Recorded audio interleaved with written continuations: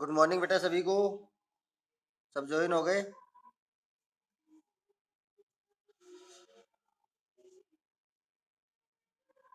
अपना जो चैप्टर है ट्रांसपोर्ट वाला चल रहा था, और ट्रांसपोर्ट में लास्ट ट्रांसपोर्ट बचा हुआ था पाइपलाइन परिवहन। इससे पहले किसी को कोई समस्या हो ट्रांसपोर्ट वाले चैप्टर में? पाइपलाइन परिवहन ये नवीनतम ट्रांसपोर्ट सुविधा है परिवहन। यस बेटा। हाँ बेटा, कुछ बोल रहे थे।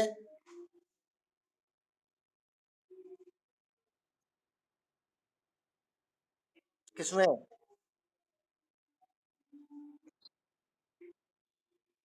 एटलस में कौन सा मैप? ये नहीं है बेटा, नाम तो मिले होंगे ना, या नाम भी नहीं मिले?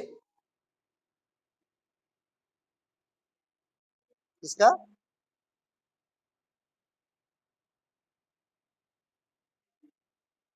पाइपलाइन वाला टॉपिक कैसे देखना है मैं बता दूंगा आपको। उसमें ऐसे नहीं मिलता है बेटा, ये नूनमती, बरौनी, नाहरकटिया ये चीजें मिलेगी अपने को। ये नाम है, फिर उससे अपने को एक दूसरे को कनेक्ट करना पड़ेगा, तब जाके अपने को मैप तैयार होगा। तो पॉइंटों के नाम देखने हैं अपने। कल इसका जितने नाम अपने, जितनी पाइपलाइन है उसका मैप अपने में भर के भेज दूंगा उसमें।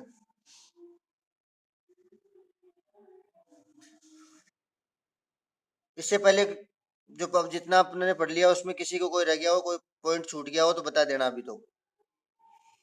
नेक्स्ट अपन देखते हैं पाइपलाइन परिवहन। ये एक तो नवीनतम परिवहन साधन है, और इसके माध्यम से क्या होता है, अपने औद्योगिक क्षेत्रों को आपस में कनेक्टिविटी प्रदान करना।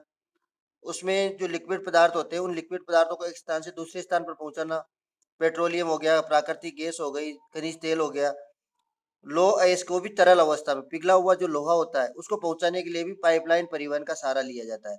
और इस पाइपलाइन परिवहन से क्या होता है, एक तो किसी चीज वेस्टेज नहीं होती। कई बार रास्ते में दुर्घटना होने से पाइपलाइन जो टैंकर आते हैं, तो ये टैंकरों में क्या होता था, कई बार एक्सीडेंट जैसे खतरे रहते थे।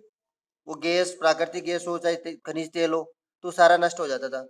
लेकिन इस पाइपलाइन के निर्मित होने के बाद में ये खतरे क्या हो गए, बहुत कम हो गए, ऐसी कोई समस्या नहीं रही। तो ये एक नवीनतम परिवहन सुविधा है।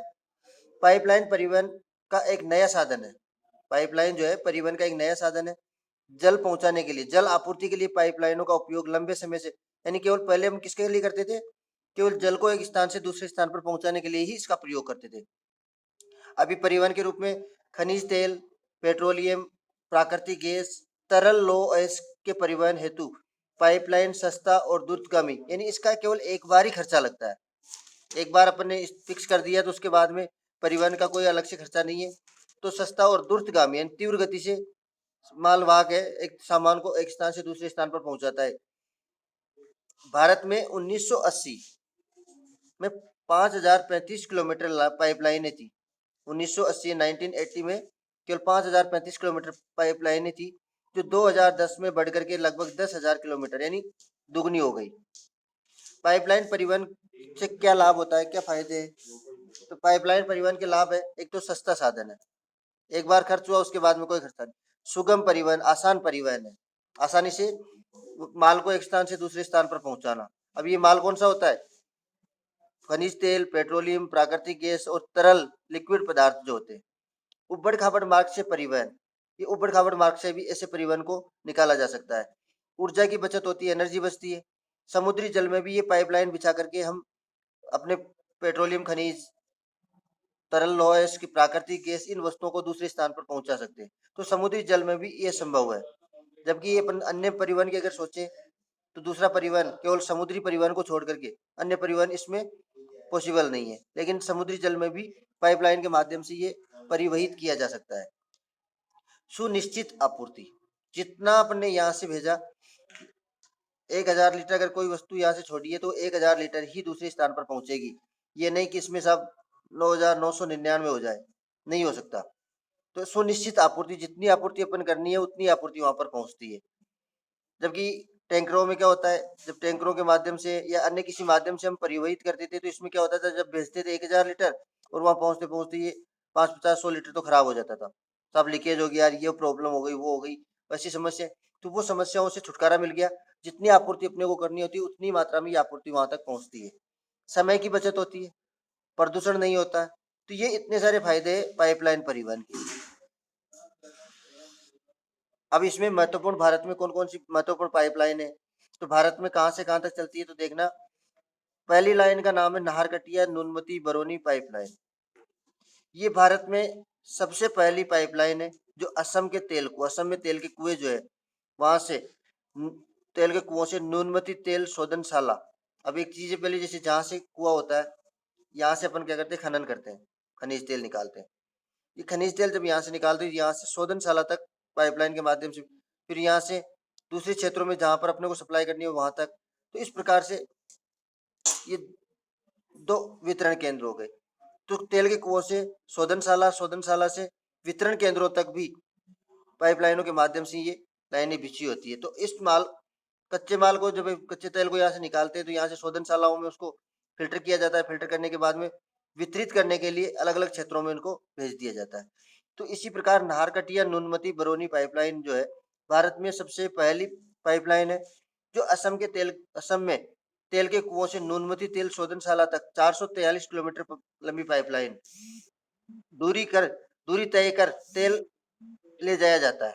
न्यूनमती से फिर 724 किलोमीटर दूर बिहार के बरौनी। अब इसमें न्यूनमती असम वाला क्षेत्र आ गया, फिर उसके बाद में बरौनी बिहार वाला जो क्षेत्र आ गया। बिहार के बरौनी तक पाइपलाइन को बढ़ाया गया 724 किलोमीटर। इस प्रकार पाइपलाइन की कुल लंबाई कितनी हो गई, 1167 किलोमीटर। तो ये कहाँ से, असम से लेकर बिहार तक ये पाइपलाइन छोटी बड़ी 80 नदियों को पार करती है। कितनी, 80 नदियों को पार करके इस पाइपलाइन को निकाला गया है। और इसके मार्ग में 9 पंपिंग स्टेशन बनाए गए, यानी लीकेज का पता करने के लिए 9 स्टेशन बने हुए, जहाँ से तो यहाँ से प्रारंभ किया और यहाँ से यहाँ तक जो 1100 किलोमीटर की लाइन है उसमें 9 पंपिंग स्टेशन। अब कई बार क्या होता है इस लाइन में डैमेज होने का, या कई बार बीच में ऐसा खतरा होता है, तो उस चीज का पता लगाने के लिए अब यहाँ से जैसे सप्लाई प्रारंभ की और यहाँ तक है, यहाँ से जितनी सप्लाई, पैमाने के आधार पर जितनी सप्लाई यहाँ चल रही है और यहाँ पर भी उतनी सप्लाई पहुंच रही है, तब तो अपनी पाइपलाइन में किसी प्रकार का कोई लीकेज नहीं, सब कुछ सही चल रहा है। लेकिन यहाँ से हम सप्लाई कर रहे हैं सब इतनी, और यहाँ पर सप्लाई हो रही है कम मात्रा में, तो इसका मतलब कहीं ना कहीं क्या है, लीकेज है। तो इसका पता भी एक दूसरे से, तो ये 9 पंपिंग स्टेशन होते हैं, फिर इसको क्या करते हैं, बीच वाले पे चेक करते हैं कि साहब इस पर भी क्या उतनी सप्लाई पहुंच रही है, यहाँ पर जितनी है छोड़ा वहां पर भी उतनी। फिर यहाँ, तो यहाँ पर अगर पूरी पहुंच रही है तो इसका मतलब लीकेज इस क्षेत्र में। फिर आगे वाले में चेक किया जाता है, फिर पता चलता है कि यहाँ साहब यहाँ से ही कम हो गई, तो इसमें पीछे वाले किसी न किसी इस पंपिंग स्टेशन और इसके बीच में कहीं ना कहीं ऐसा कोई लीकेज है जिसकी वजह से जो पेट्रोलियम पदार्थ है वो पदार्थ आगे पूरा मात्रा में नहीं पहुंच पा रहा है। तो इस प्रकार से 9 पंपिंग स्टेशन बनाए गए जिसके माध्यम से इन चीजों का पता लगाया जाता है। बरौनी से फिर आगे क्या किया गया, बरौनी से कानपुर, बरौनी से हल्दिया। बरौनी कहाँ है, बिहार में। हल्दिया कहाँ है, पश्चिम बंगाल में। कानपुर कहाँ है, उत्तर प्रदेश में। तो बरौनी से कानपुर और बरौनी से हल्दिया कार्य 1966 तक पूर्ण हो गया था। लाकवा रुद्र सागर 1968 में पूर्ण हुआ। और मोरीग्राम राजबंद पाइपलाइन इस क्षेत्र में, यानी यहाँ से क्या किया गया, सबसे पहले तो असम के नुनमती से बिहार के शोधनशाला तक, फिर यहाँ से अलग अलग क्षेत्रों में वितरण केंद्र बना दिए गए। तो अलग अलग क्षेत्रों में इस प्रकार से दे दिया गया, इस क्षेत्र में और इस क्षेत्र में शुद्ध शोधनशाला के बाद में। तो इस प्रकार ये क्या है, पूरी नाहरकटिया नुनमती बरौनी पाइपलाइन जो है भारत की पहली पाइपलाइन थी जो 1167 किलोमीटर लंबाई में स्थित है। और फिर इससे कई शाखाओं में, छोटी छोटी शाखाओं में पंपिंग स्टेशन जो है वो तो पीछे रह गए इसके अंतर्गत। और फिर वितरण केंद्रों तक इससे पेट्रोलियम पदार्थों को पहुंचाया जाता है। तो ये तो हो गई नाहरकटिया नुनमती। तो ये नुनमती तो कहाँ है, असम। बरौनी कहाँ है, बिहार। उसके बाद में कानपुर, हल्दिया कहाँ है, पश्चिम बंगाल। कानपुर को दिया हुआ एक वितरण केंद्र और एक हल्दिया तक पहुंचाया हुआ है। तो इस प्रकार से इस लाइन को कई भागों में, कई वितरित केंद्रों में विभाजित किया जाता है। दूसरी दी है गुजरात की पाइपलाइन है। अकलेश्वर कोयली तेल पाइपलाइन का निर्माण 1965 में पूर्ण हो गया। इसके अतिरिक्त कलोल साबरमती तेल पाइपलाइन, एक दूसरी पाइपलाइन है कलोल साबरमती तेल पाइपलाइन। नवगांव कालेल कोयली तेल pipeline. Cambay Dhuvaran gas pipeline, अब ये गैस की है तो Dhuvaran gas pipeline. Ankleshwar Baroda gas pipeline. Koyali Ahmedabad pipeline. और इसी तरह स्थानीय महत्व की कुछ और लाइनें बिछाई गई। ये केवल गुजरात से गुजरात में ही सप्लाई करती है। अब इसमें दिया हुआ है गैस पाइपलाइन का अकलेश्वर गुजरात वाला जो क्षेत्र है, ये अलग अलग क्षेत्रों में। अब यहाँ से फिर लंबे आगे निकाल दिया गया, अलीगढ़ आ गया, कानपुर आ गया, झांसी आ गया, मध्य प्रदेश से होते हुए इसको बाहर निकाला गया गैस पाइपलाइन को। तो अधिकतर गुजरात के क्षेत्रों को जोड़ते हुए फिर ये मध्य प्रदेश झांसी वाला जो क्षेत्र, फिर उसके बाद में मथुरा, कानपुर, शाहजहाँपुर और बरेली उत्तर प्रदेश वाले क्षेत्रों तक, या देखो जयपुर सवाई माधोपुर तक भी इसका एक गैस पाइपलाइन जो है बीजेपुर से चल करके HBJ, इसको बोलते HBJ, हजीरा विजयपुर जयपुर वाली जो पाइपलाइन है, हजीरा विजयपुर जो जयपुर सवाई माधोपुर वाले क्षेत्र से होते हुए जयपुर तक इसका प्रसार किया गया है। ये दे रखा है ना HBJ और HBJ, विजयपुर विजयपुर वाला जो क्षेत्र है, दोनों ही नामों से इसको जाना जाता है, HBJ और HBJ। तो ये जयपुर तक इसकी सप्लाई होती है। तो ये जो कहाँ से चलती है, गुजरात से प्रारंभ होती है और गुजरात के कोयली नामक क्षेत्र से इसका प्रारंभ होता है। उस कोयली नामक क्षेत्र को आप मैप में ढूंढोगे तो उसमें मिल जाएगा कोयली। अब इससे कुछ अलग अलग पाइपलाइन है, वो कौन कौन सी है, हजीरा विजयपुर जगदीशपुर वाली जो है मेन तो ये हो गई। तो इसी की एक ब्रांच अपने सवाई माधोपुर राजस्थान में भी आई हुई है, सलाया कोयली मथुरा पाइपलाइन। सलाया कोयली मथुरा पाइपलाइन जो है कच्छ की खाड़ी गुजरात के समीप स्थित सलाया से मथुरा के मध्य बिछाई गई। मथुरा कहाँ पड़ता है, यूपी उत्तर प्रदेश।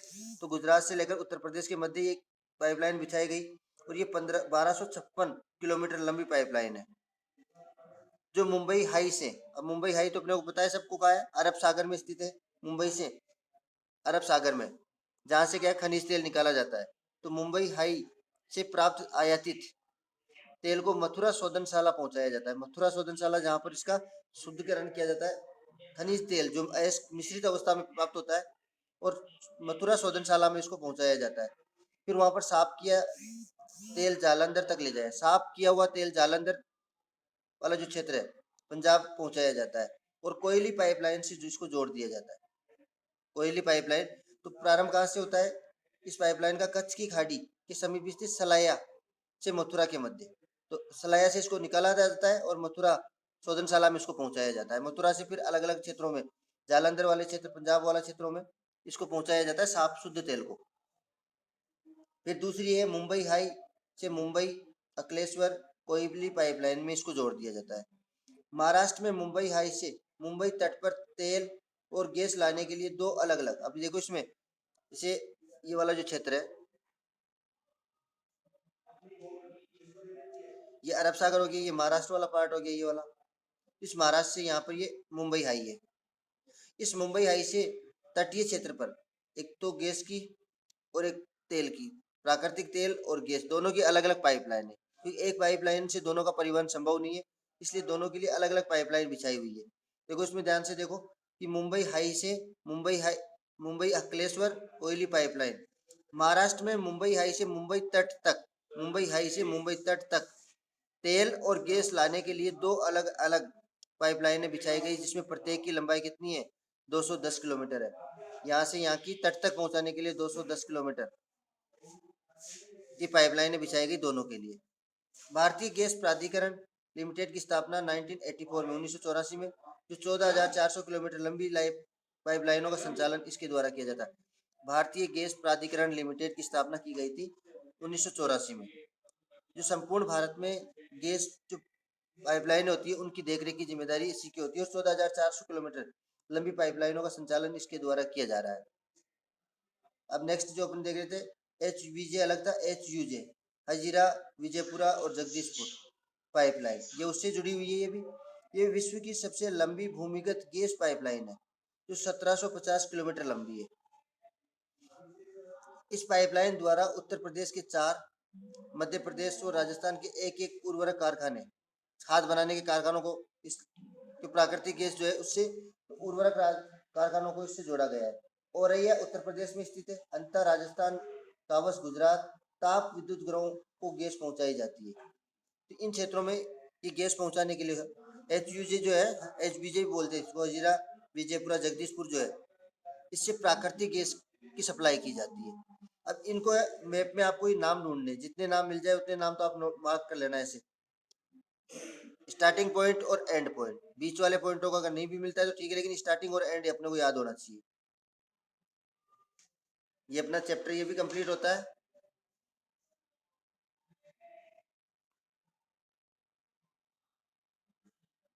इसके क्वेश्चन आंसर है वो ढंग से देखना एक बार। सारे क्वेश्चन आंसर ऐसे हैं जो पढ़ चुके हैं और इजी है सारे। अरे ढंग से पढ़ाए तो अभी पूछ सकते हैं कुछ क्वेश्चन। पूजा,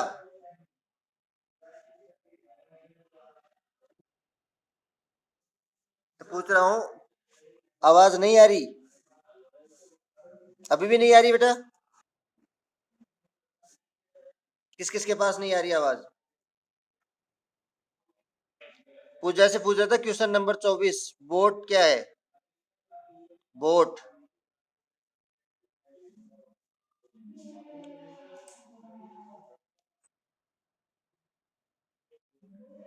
वेरी गुड, क्या बात है, तूने तो बड़ी जल्दी पता लगा लिया। यही पढ़ाया था आपको?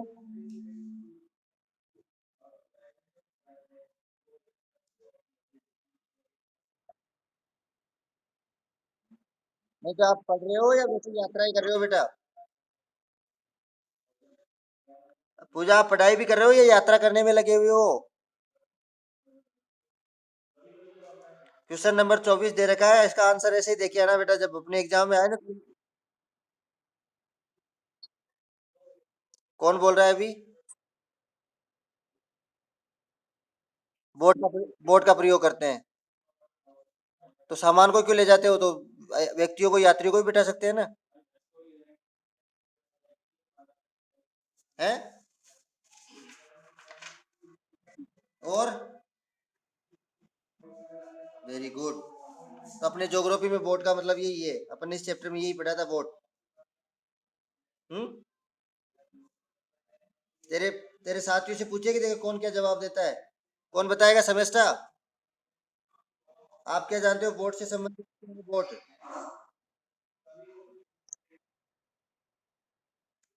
और किस परिवहन के अंतर्गत इसका प्रयोग किया जाता है? जल परिवहन, वायु परिवहन, रेल परिवहन, सड़क परिवहन, किस में किया जाता है इसका प्रयोग?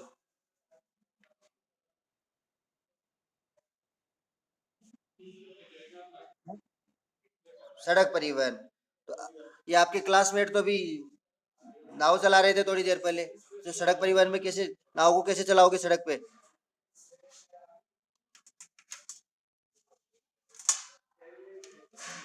अरे बोट जो होती है वो सड़क पे कैसे चलाओगे?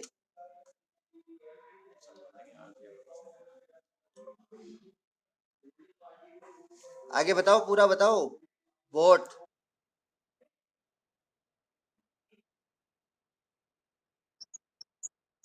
Very good.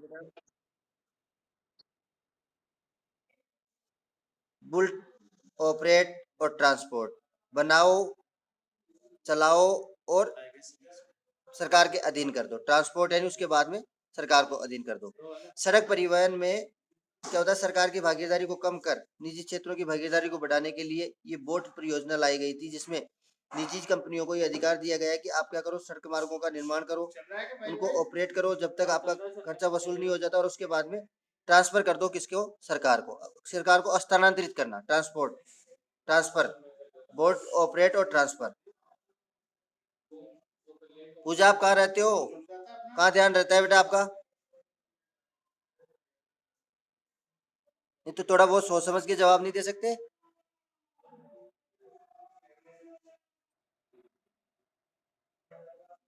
नहीं तो इसी चैप्टर में पढ़ा है, कोई दूसरे में देखो, ये दिख रहा है, बुल्ट ऑपरेट एंड ट्रांसफर।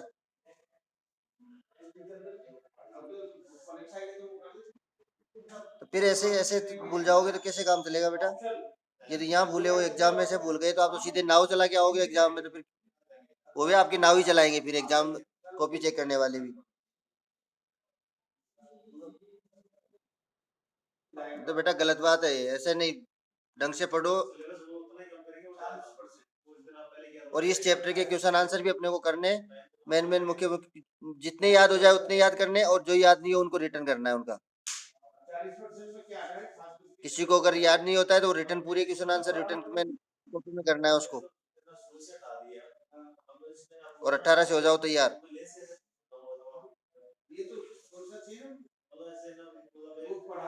ठीक है बेटा। हाँ अभी उसकी होम होम साइंस का अभी 9:30 से तो हिंदी की क्लास है ना आपकी। हाँ तो हिंदी की करो, फिर उसकी होम साइंस की बाद में भिजवाते हैं लिंक।